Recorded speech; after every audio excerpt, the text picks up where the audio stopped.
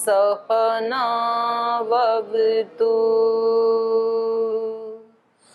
सहनौ भुनक्तु सह वीर्यं करवावहै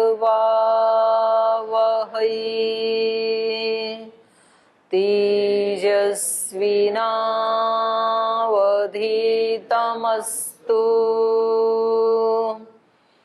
मा विद्विषावहै। ॐ व्रतानां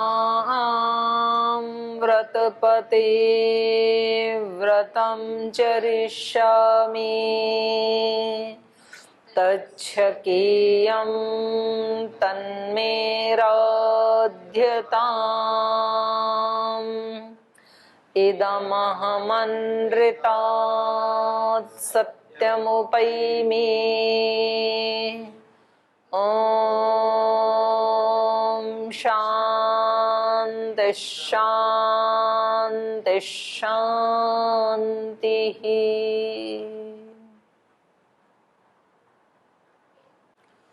तो 7 नंबर सूत्र हम कल पढ़ रहे थे और प्रसंग चल रहा था कि वो परमात्मा जो है, ब्रह्म जो है, वो जगत का निमित्त कारण है, न कि उपादान कारण।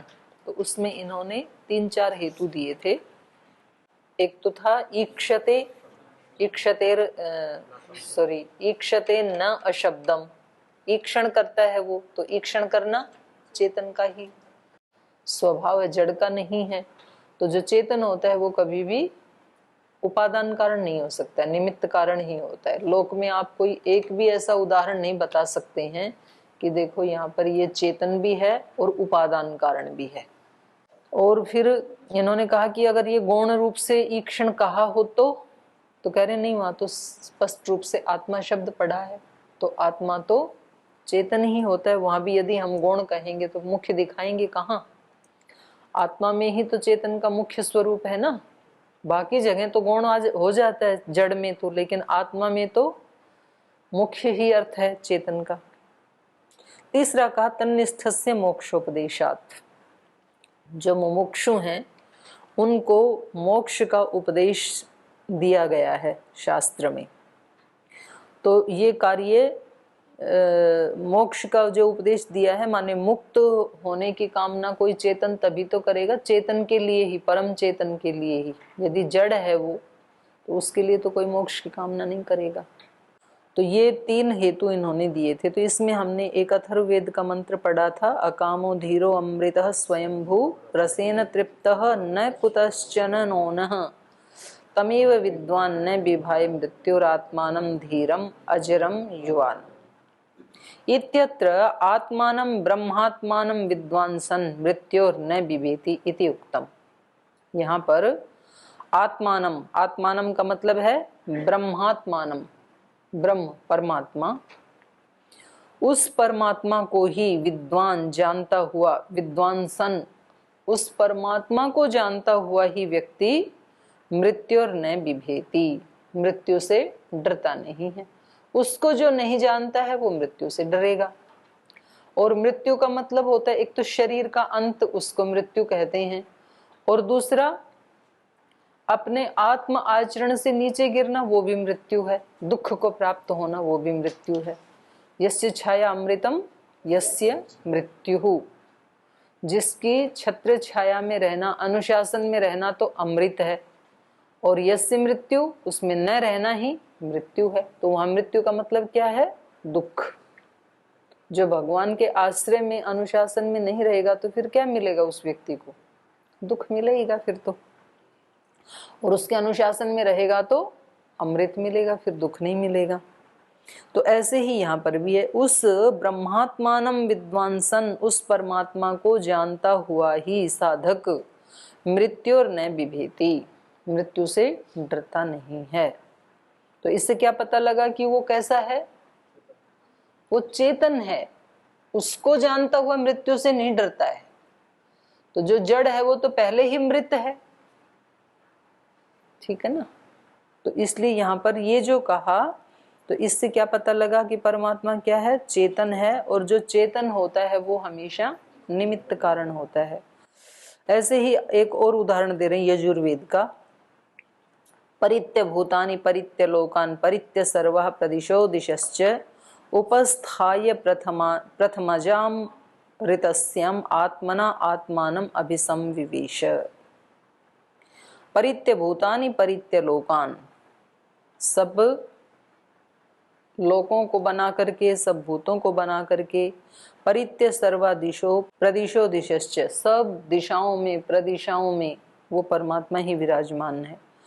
उपस्थाय प्रथमजाम ऋतस्य आत्मना आत्मानम, तो इस प्रकार से वो ठहरा हुआ है। उपस्थाय, दिशाओं में प्रदिशाओं में ठहरा हुआ जो परमात्मा है वो प्रथमजाम ऋतस्य आत्मना आत्मानम समविवेश, वो जो सबसे पहले था इस सृष्टि के आदि में, और जो अभी भी है, बाद में भी रहेगा, ऐसे उस ऋतस्य, ऋत मतलब सत्य, ऐसे उस सत्य स्वरूप परमात्मा को आत्मना आत्मानम समविवेश, अपने अंदर ही, अपने द्वारा ही जो जान लेता है।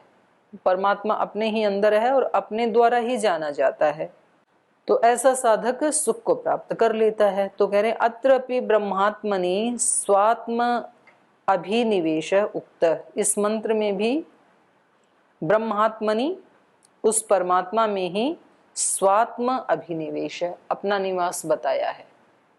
हमारा आत्मा किस में है? परमात्मा में ही है, और परमात्मा कहाँ है? हमारी आत्मा में ही है।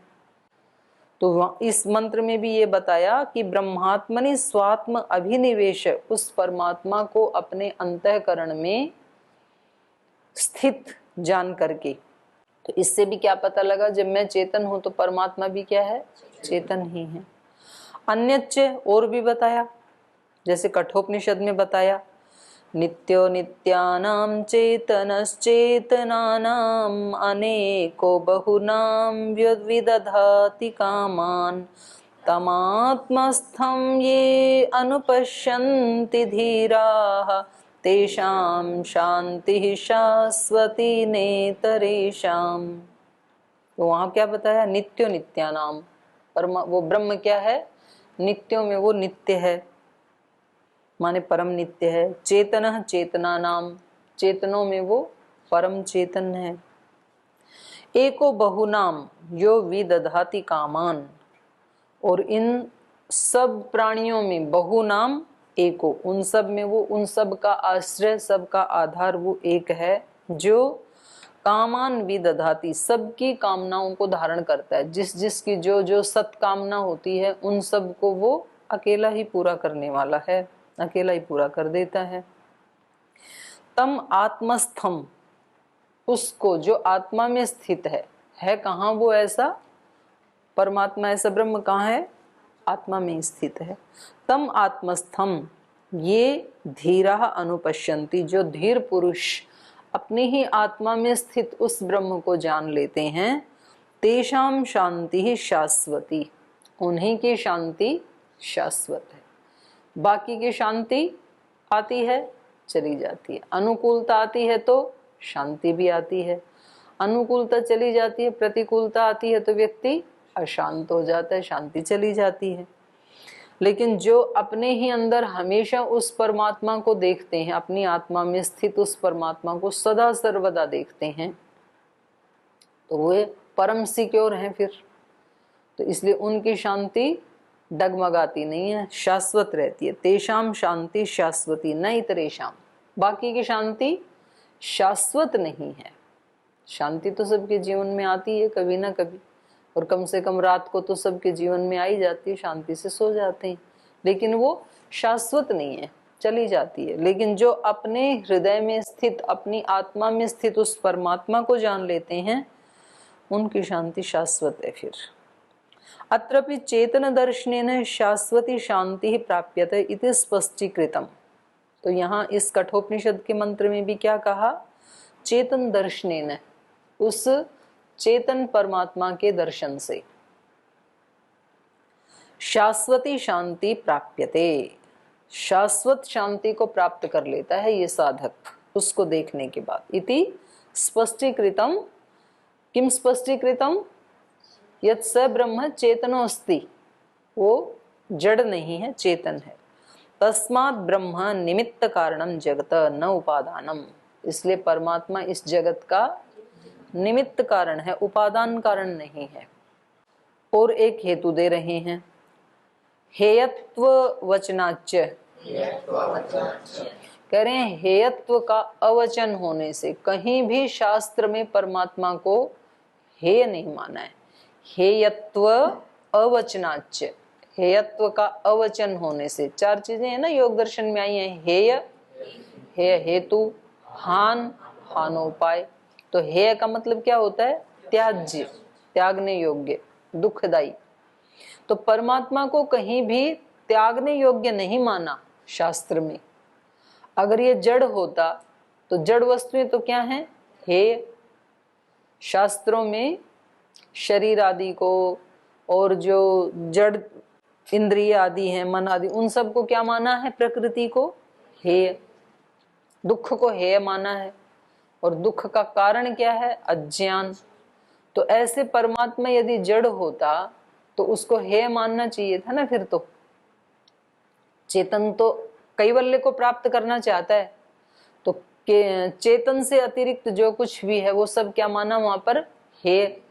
तो परमात्मा यदि चेतन नहीं होता तो किस श्रेणी में आ जाता, हेय श्रेणी में। तो कह रहे हैं नहीं, हेयत्व अवचनाच्य, कहीं भी ब्रह्म को हेय नहीं बताया, बल्कि सब जगह क्या बताया, उपादेय बताया। उपादेय मतलब प्राप्त करने योग्य।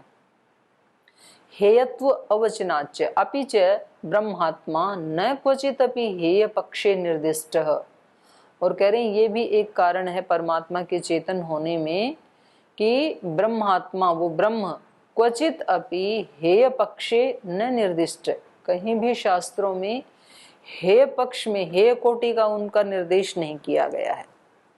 नैव तस्य त्याज्यत्वं प्रतिपादितम, कहीं भी उसका त्याज्यत्व प्रतिपादित नहीं किया गया, त्यागने योग्य प्रतिपादन नहीं किया कहीं भी उसको, किंतु सर्वत्र तस्य उपादेयत्वम एव विहितम, बल्कि सब जगह उसका उपादेयत्व ही विधान किया है। उपादेयत्व मतलब प्राप्त करने योग्य, उपादेय। तो सब जगह उसको प्राप्त करने का विधान तो है, कहीं भी उसको त्यागने का विधान नहीं है। जैसे मांडुक्य उपनिषद में क्या आया, स आत्मा स विज्ञेय, वो ब्रह्म क्या है, आत्मा। आत्मा का मतलब है वहां पर परमात्मा।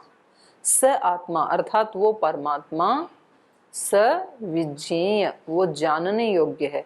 यहाँ पर ये जो प्रसंग आते हैं ना, ये फिर एक बार जाके वहां पर देख लिया करें आप। यहाँ तो उसका छोटा सा भाग है, वो पूरा प्रसंग फिर आपके ध्यान में आ जाएगा। तो जब आप अपने उसमें जाते हैं कक्ष में, तब इसको देख लिया करें। ऐसे ही बृहदारण्यक उपनिषद में कहा, आत्मा व अरे द्रष्टव्य। याज्ञवल्क्य जब अपनी पत्नी मैत्रेयी को उपदेश दे रहे हैं, जब वो सन्यासी बनना चाहते हैं, तो वहां पर एक लंबा चौड़ा उपदेश है मैत्रेयी के लिए। उनमें से एक पंक्ति यहाँ पर इन्होंने दिखाई है। यहाँ दिखाना क्या चाह रहे हैं कि वो ब्रह्म क्या है, उपादेय। तो वहां पर याज्ञवल्क्य जी ने कहा, अरे मैत्रेयी आत्मा द्रष्टव्य, ये आत्मा क्या है, देखने योग्य है, जानने योग्य है ये आत्मा, बाकी कुछ भी देखने योग्य नहीं है। हमने देखने योग्य किसको बना रखा है, गंगोत्री, यमुनोत्री, केदारनाथ, बद्रीनाथ, ये तो आध्यात्मिक लोगों ने, काशी, मथुरा, हरिद्वार, ये सारे देखने योग्य ऐसे मान रखा है आध्यात्मिक लोगों ने।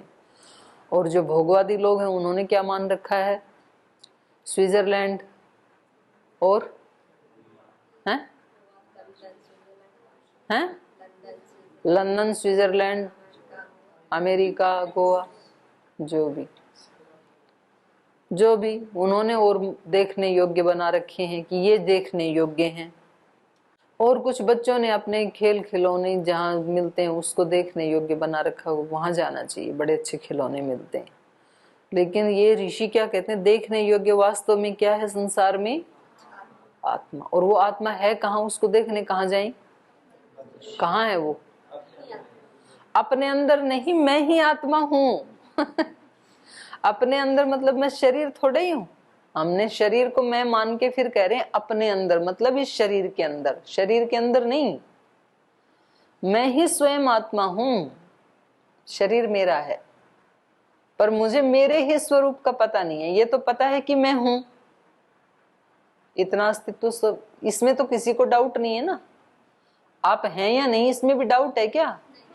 इसमें तो कोई डाउट, आप तो हैं, इतना तो पता है। पर उसका स्वरूप क्या है मेरा, ये अभी नहीं पता है। स्वरूप अभी क्या मान रखा है? शरीर को ही मान रखा है कि मैं कौन हूं। अगर किसी व्यक्ति से पूछे कि आप कौन हैं, तो वो तुरंत क्या कहता है? शरीर का ही नाम बताता है, मैं फला हूं। तो हमने मैं के नाम पे क्या मान रखा है? शरीर को। तो ये ऋषि कह रहे हैं इस मैं को जानना चाहिए जो शरीर से अतिरिक्त है। तो आत्मा व अरे द्रष्टव्य तस्य चेतनत्वात् सर्वांतरत्वात् न हेयत्वम्, क्योंकि उस परमात्मा के चेतन होने से और सर्वांतरत्वात् सबके अंतःकरण में ही स्थित होने से न हेयत्वम, वो हेय नहीं है, वो परमात्मा त्याज्य नहीं है। यतश्च ब्रह्मात्मा स्वात्म सजातीय, त्याज्य क्यों नहीं है? क्योंकि वो चेतन है और हम भी क्या हैं? हम भी चेतन हैं। तो वो क्या है? आत्मा का स्वजातीय है, स्वात्म सजातीय है, अपनी आत्मा का सजातीय। तो सजाती कोई तो सब चाहते हैं, जो जिसके अनुकूल होता उसी को तो सब चाहते हैं। जड़ कोई तो हटाना चाहता है साधक, कि मैं इस जड़ से, त्रिगुण से या पंचभूत से, इनसे छूट जाऊं और अपने स्वस्वरूप में प्रतिष्ठित हो जाऊं, कैवल्य स्वरूप में प्रतिष्ठित हो जाऊं, ये चाहता है। तो इसलिए वो परमात्मा को चाहता है, क्योंकि ये तो अपनी ही जाति वाला है। और भी ऋग्वेद का भी एक मंत्र है, उसमें भी क्या कहा? यथा चोक्तम द्वा सुपर्णा सयुजा सखाया। द्वा सुपर्णा, दो हैं ये अच्छे पर्ण वाले, अच्छे शील वाले, स्वभाव वाले। पर्ण का अर्थ पंख भी होता है।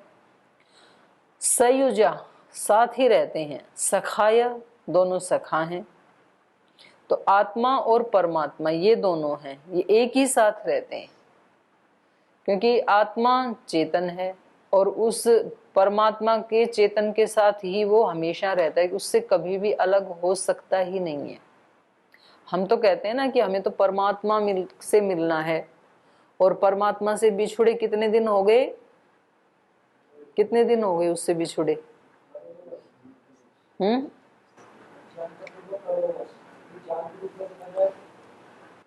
कितने वर्ष हो गए परमात्मा से बिछुड़े? अरे तो बड़े जोर के हो आप तो युगों युगों से बिछुड़े हुए हैं। ऐसे तो बोलते हैं ना कि हम परमात्मा से कब बिछुड़ गए थे? युग युगांतरों से। वो तो प्रार्थना तो गाते हैं आप, क्या गाते हैं? आपसे बिछुड़े युग बीत गए, पथिक जी का भजन गाते हैं ना। आन मिलो प्रभु जी, पाऊं प्यार जो तेरा है, तेरे दर्शन के बिना लाखों युग बीत गए। तो कितने युग बीत गए भगवान से बिछुड़े? लाखों युग। लेकिन ये हम किस लिए कहते हैं? क्योंकि हम उसको देख नहीं पा रहे हैं, अज्ञान के कारण कह रहे हैं। वास्तव में फैक्ट क्या है, सत्य क्या है, यथार्थ क्या है, तत्व क्या है, अलग हो सकते ही नहीं है। हम चाहें तो भी नहीं हो सकते हैं, क्योंकि हम जहां कहीं भी रहें इस सारे ब्रह्मांड में, किसी भी लोकांतर में, वहां पर परमात्मा व्याप्त है ही, पहले से ही है। वो उसके हमारे होने पर भी वो है, हमारे न होने पर भी वो है।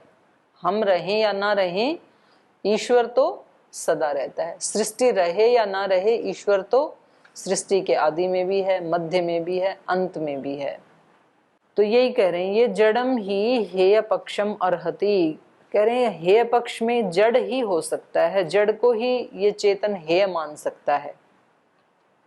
तस्य स्वात्म तो विजाती है, क्योंकि जड़ तत्व जो है वो क्या है? उसके अपने स्वरूप से विजाती है, आत्मा से विजातीय है वो। तस्य स्वात्मतः उसके अपने स्वरूप से विजातीयत्वात् विजातीय होने से सावयवत्वाच्च और सअवयव होने के कारण जड़ कैसा होता है? सावयव, अवयव वाला होता है, क्योंकि वो कई चीजों से मिलके बनता है ना। और चेतन आत्मा क्या है? निरवयव, उसका कोई अवयव नहीं। उक्तम च तत्संगेन आत्महानि, क्या कहा उसके बारे में? तत्संगेन, तत्संगेन आत्महानि हीयते, अर्थात यउ प्रयो वृणीते, उस जड़ के बारे में बताया है कि तत्संगेन, उसके साथ संग करने से क्या होता है? आत्महानि। जड़ के साथ चेतन संग करेगा तो उसमें क्या होगी? आत्महानि होगी। तत्संगेन आत्महानि हीयते, अर्थात यउ प्रयो वृणीते, जो प्रेय मार्ग को वर्ण करता है। वहां पर दो मार्ग बताया ना, श्रेय मार्ग, प्रेय मार्ग। प्रेय मार्ग का मतलब होता है जड़ का वर्ण करना, शरीर का, इंद्रियों का, इंद्रियों के विषयों का, इनका व्यक्ति जीवन में वर्ण करता है तो हीयते, नष्ट होगा फिर वो। और जो श्रेय का वर्ण करता है वो विजयी होगा। तो वर्ण किसका करना चाहिए? समझदार व्यक्ति को तो श्रेय का करना चाहिए। एक और हेतु दे रहे हैं, स्वाप्ययात। स्वाप्ययात का मतलब है स्व अप्ययात, आत्मा का भी आश्रय है वो। स्व माने आत्मा, और उसका भी क्या है? वो आश्रय, माने हम आत्माओं का भी वो आश्रय है, ऐसे कहा है शास्त्र में। तो जो हमारा भी आश्रय है वो जड़ कैसे हो सकता है? वो तो परम चेतन हो सकता है। स्वाप्ययात, स्वस्य, स्वस्य माने आत्मनः, आत्मनः अपि अय अपि गमनम, वो आत्मा का भी क्या है? आश्रय है। आश्रयणम अस्ति इति, अपिगमनम माने आश्रयणम, वो आत्मा का भी आश्रय है। इति हेतु, इस हेतु से ब्रह्मात्मा निमित्त कारणम, इस कारण से वो ब्रह्म क्या है? इस संसार का निमित्त कारण है, वो उपादान कारण नहीं है। उक्तम च, इसके बारे में कहा है प्रश्नोपनिषद में, स परेक्षर आत्मनि संप्रतिष्ठे। स मतलब जीवात्मा, परे अक्षर आत्मनि, आत्मनि माने परमात्मा। ये जो जीवात्मा है ये किस में रहता है? परे अक्षर आत्मनि, परे माने जो मुझ आत्मा से अतिरिक्त है, और अक्षर माने जिसका विनाश नहीं होता है, और आत्मनि मतलब परमात्मनि।